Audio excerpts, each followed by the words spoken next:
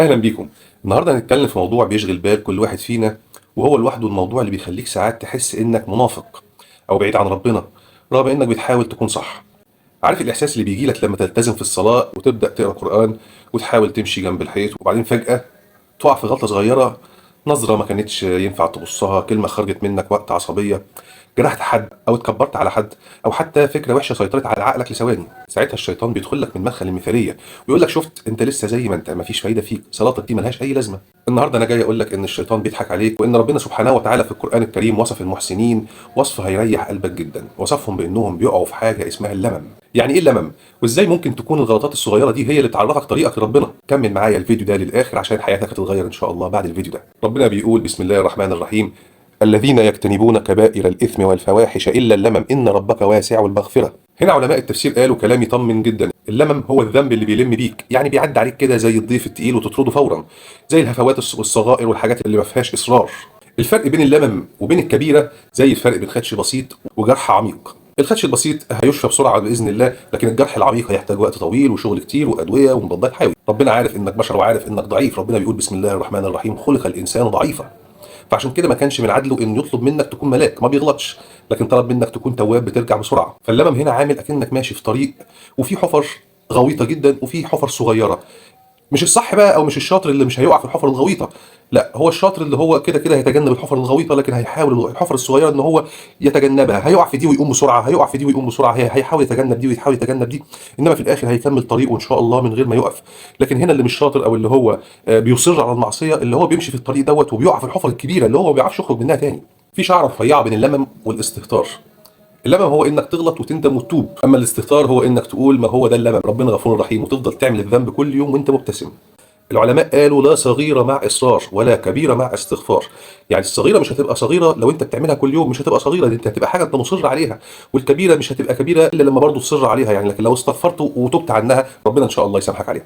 يعني الذنب الصغير لو صممت عليه بقى كبيرة لانه تحول لتحدي لربنا، والذنب الكبير لو تبت منه وندمت ربنا بيمسحه بفضله. اللمم هو الضعف مش الوقاحة مع الله، والفرق بينهم هو الندم اللي في قلبك. لو قلبك بيوجعك بعد الغلط ابشر، انت لسه بخير واللمم ده مغفور ان شاء الله. تعالوا نشوف النبي صلى الله عليه وسلم كان بيقول ايه عن الموضوع ده.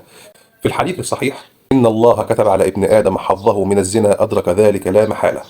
الحديث ده مش معناه دعوه للغلط، ده تشخيص للواقع البشري. النبي صلى الله عليه وسلم يعرفنا ان العين بتزني بالنظر، ودي هفوات اللمم اللي بتقابلنا في عصر السوشيال ميديا والفتن اللي في كل حته. لكن النبي صلى الله عليه وسلم ختم الحديث بان القلب بيتمنى ويشتهي والفرج بيصدق ده او يكذبه.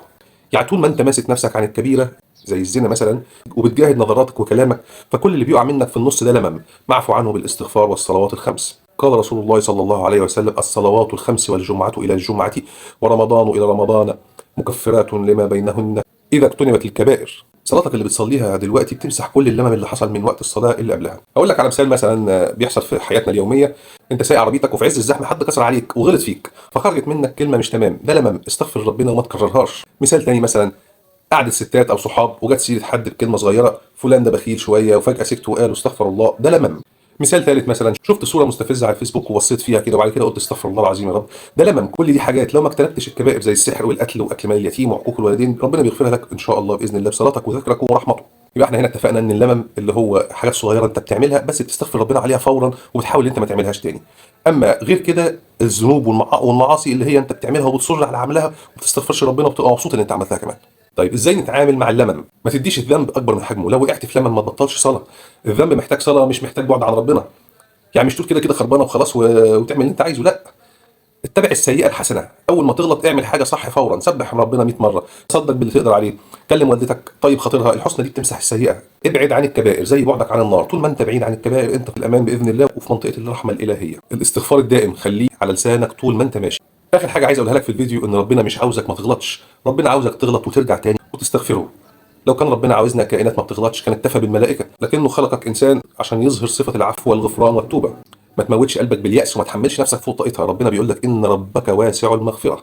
كلمه واسع دي يعني اتسع ذنوبك وهفواتك وتعثراتك، وطول ما انت بتجاهد وتحاول فانت من المحسنين ان شاء الله اذا ربنا وعدهم بالجنه. وما تنساش قول النبي صلى الله عليه وسلم: لو لم تذنبوا لذهب الله بكم ولجاء بقوم يذنبون فيستغفرون فيغفر الله لهم. يعني تخيل، يعني انت لو ما بتغلطش ربنا كان هيغيرنا بقوم تاني يغلطوا علشان نستغفر ربنا ويغفر لنا. اتمنى الفيديو دوت يكون نفع كل واحد حاسس بالذنب، واعمل لايك واشترك في القناه وشير الفيديو ده لكل صاحب ليك شايف نفسه وحش ومش راضي يقرب من ربنا. سلام.